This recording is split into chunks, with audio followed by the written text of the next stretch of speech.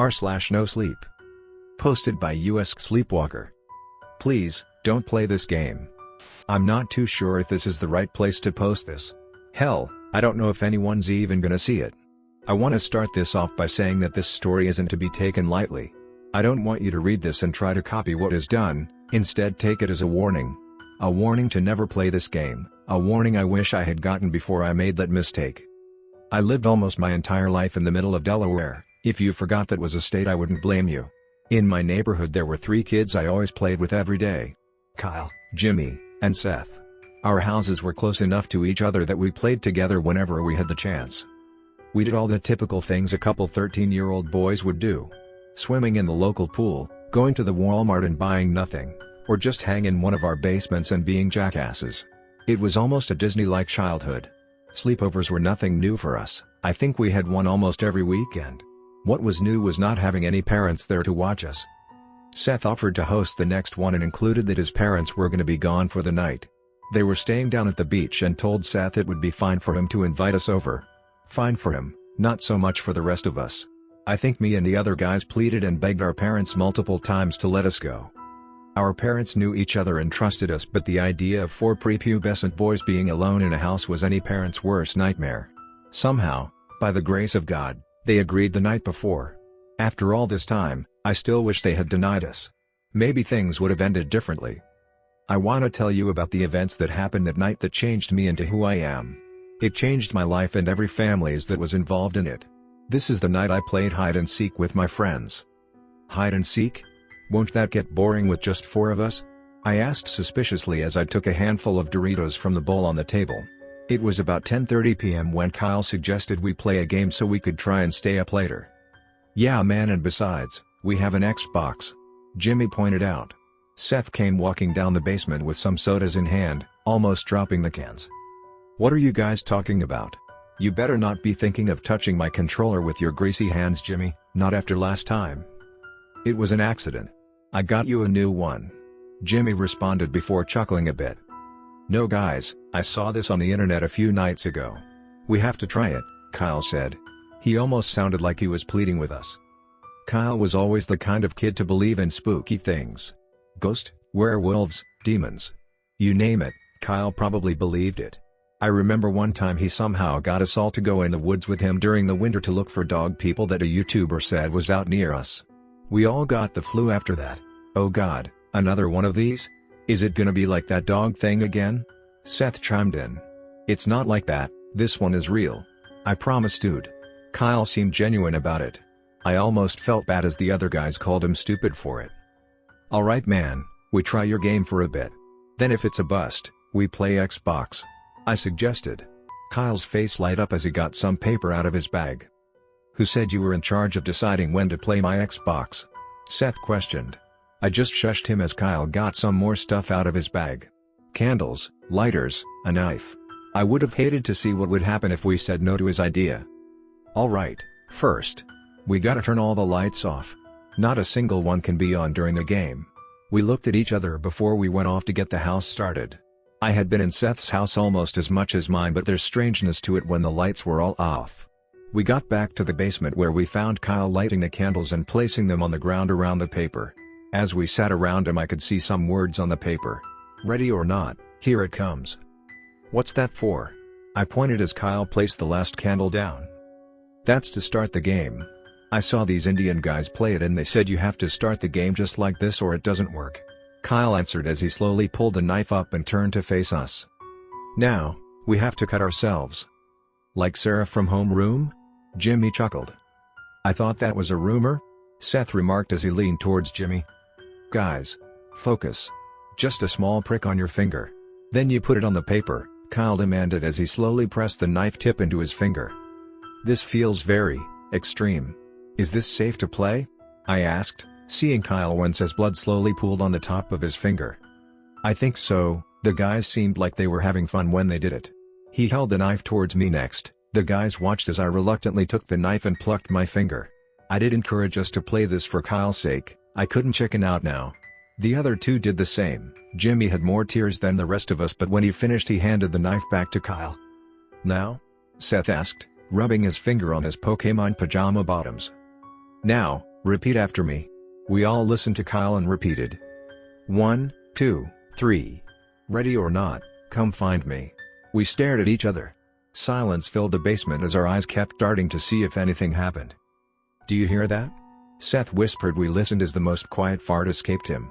He fell on his back and laughed. Jimmy joined him and so did I. We laughed and laughed. I looked to see if Kyle found it as amusing but was met with sadness. He looked almost heartbroken. I knew he lived for these kind of things and for it to not work must have broken him. I moved to him and smiled. Hey, at least we didn't have to sit out in negative degrees to get results this time, huh? He smiled slight back. Yeah, I guess you're right. I don't know how those guys made it look so convincing.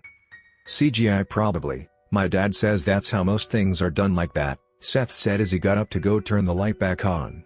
Before he hit the switch, a loud thud filled the room. I'll never forget the look on his face as he rushed back to the floor where we were all sitting. What was that? Jimmy whispered to me. I didn't know what to say until Kyle reluctantly chimed in. It's him, the seeker. We sat still as another thud could be heard. Like it was right above us. What the fuck, dude? Seth? Did you invite someone else over? Duncan or Josh maybe? Jimmy was frantic with his questions as his eyes filled with tears. No, it's him. Kyle answered before Seth could respond. Who? I asked. The seeker. The person who plays the game with us.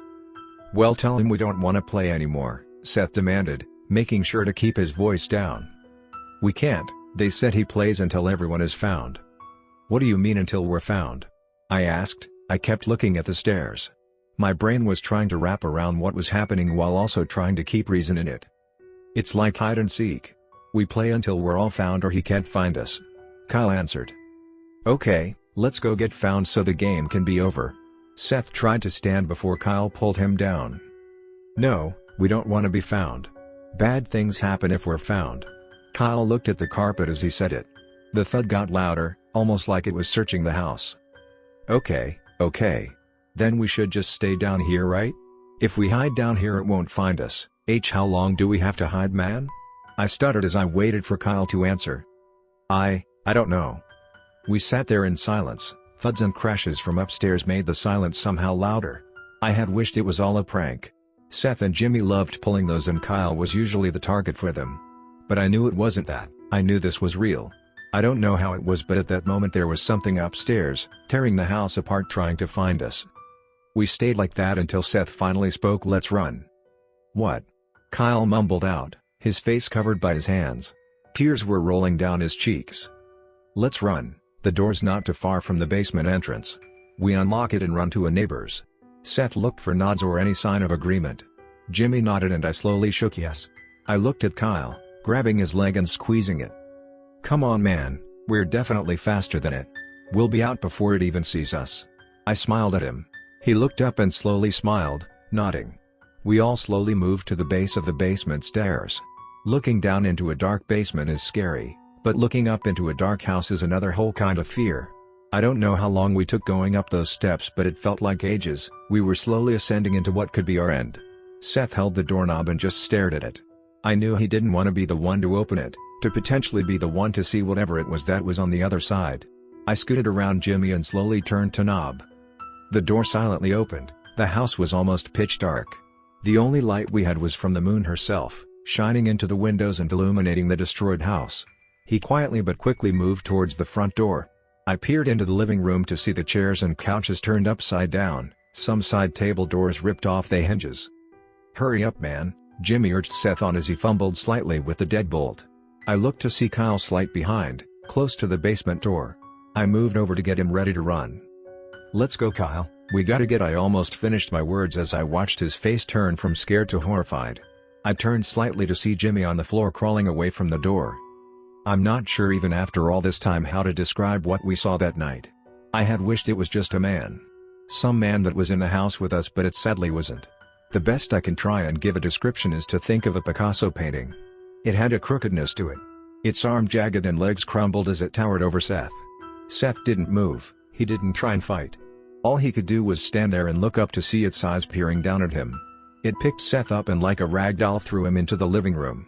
A mean and disgusting noise came from his body as he hit the wall of the fireplace. I quickly got Jimmy to his feet and Kyle to snap out of his gaze. Me and Kyle ran to the bathroom as Jimmy made his to the kitchen. I locked the door as I tried to catch my own heart from jumping out my chest. Jimmy? Where? My question was shortly answered as I heard Jimmy whimpering and crying outside the room. I unlocked the door and peeked out the crack.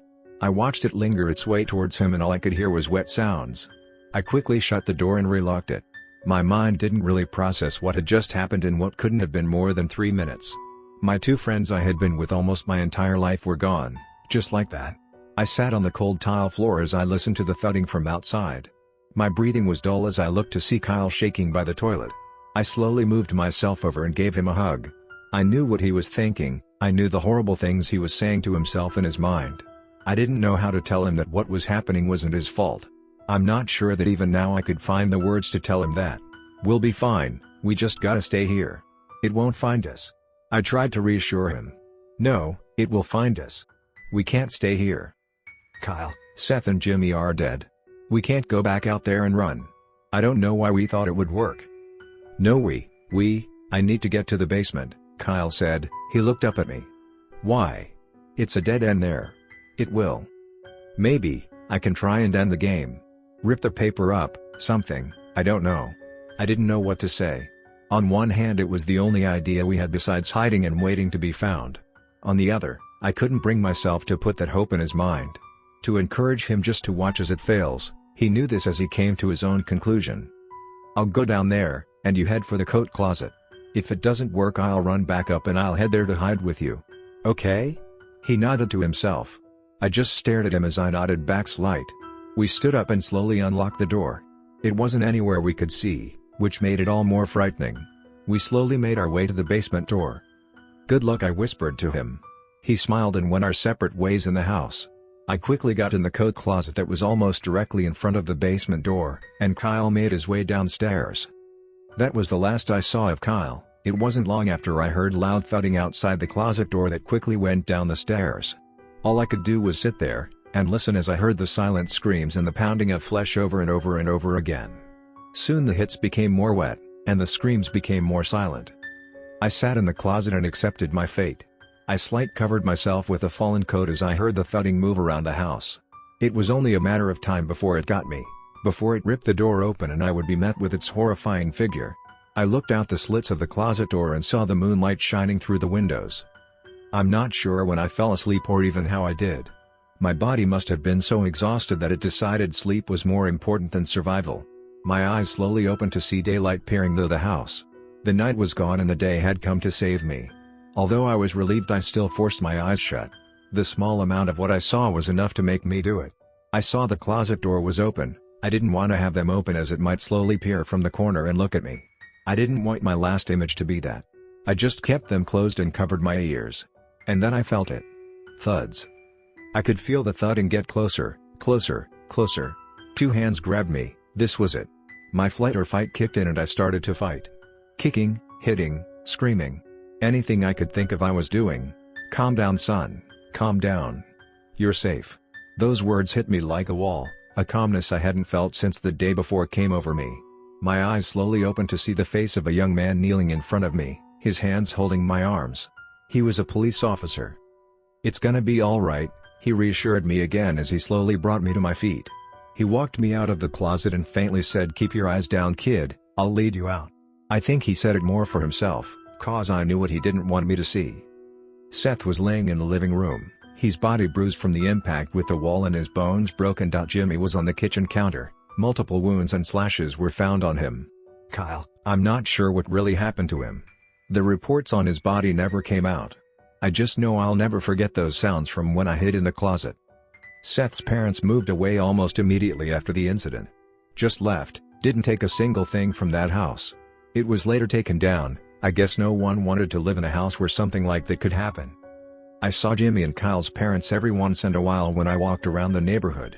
They would give me small smiles and waves and I would return them back. No more, no less. After high school I moved away for college. My parents knew why and never argued that I should stay closer. That was a little more than 15 years ago. Few weeks back my dad called to tell me mom had passed away. He offered if I wanted to stay at home for the funeral, stay in my old room. I hesitated. I thought of that night every day for the past 15 years, never really bringing myself to want to be back in that neighborhood. I refused and opted for a hotel a few miles away in town. And that's where I am now, in my bed writing my tale. I want you to take it as a warning, cause as I write this I know I'm not alone. It's here, it's in the closet of the hotel room. I can just make out its outline. Its crooked legs crouching to fit inside, its arms slight poking out from some clothes, and its eyes staring at me. It knows I see it, and it knows I'm writing about that night. I'm not sure why now it decided to finish the game from all those years ago, but here we are. Once I finish and close my laptop, it will kill me. My father will have to bury his son just moments after burying my mother. I say this again, this tale is a warning. If I could I would go back and tell myself to never play that game. I would tell my parents to never let us have that sleepover. I would do everything in my power to stop that night from happening, to be able to save my friends. So please, I beg and plead to you, don't play this game. Cause if you do, whether you're ready or not, he's coming to find you.